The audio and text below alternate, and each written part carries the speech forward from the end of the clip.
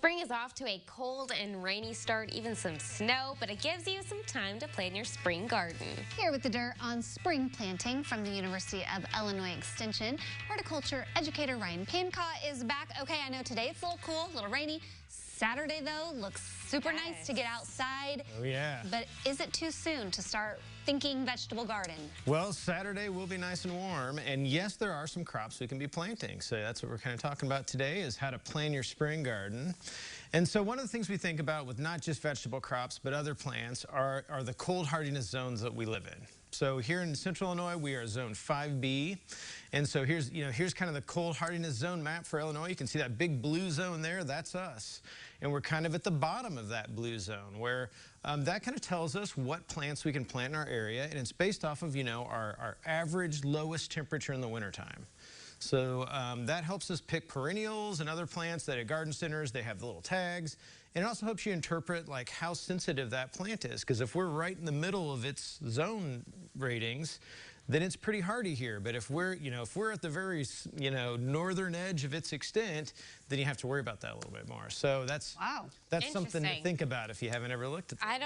I definitely haven't been as deep as this into my planting world. But they're on the tags? They're on the plants? On a lot of tags they are. Definitely on websites and other places where you get plant information. But yeah, on a lot of plant tags, they list those zones and how cold hardy they are. And also frost, I know, is a big consideration. Yeah. When to plant. Yeah, so that's what we think about with vegetable gardening is, gosh, when's it going to frost anytime soon? Yeah. And the Illinois State Water Survey has taken historic, weather data and provided us with different maps that show the statistically. Hard word.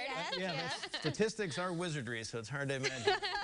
But this is the average date, and you can see the date kind of listed for their different data points of the median date of freezes. So like on average, that's kind of the date that we would see our last frost. So you see, we're kind of hitting that date. Okay, but look at Champaign County there. There is like a week's difference between two locations in the same county. I know, so that's kind of why I showed this map, that there's some variability, and if we look at historically, when is the last recorded frost, that extends into May, well into May. So I think like May 20th was our latest frost that we've recorded in Champaign County. So, you really have to kind of interpret that, but thankfully there's certain crops that we consider cool season vegetables. So that's like lettuce, kale, beets, onions, potatoes. I think I have all those going in my garden right now. Wow. They have some cold tolerance. Ryan, you are on top of it. Yeah, no kidding. Yeah, I've been busy already this year.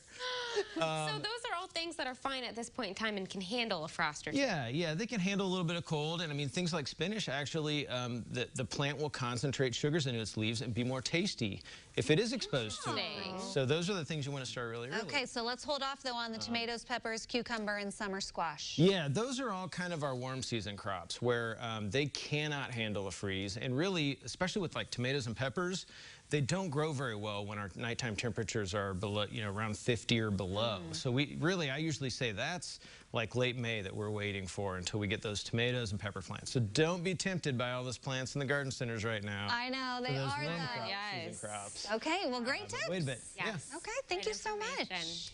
We'll connect you at CILiving.tv with all you need to know. Do you know when to plant in Illinois? It's said right there. We do now. We sure do.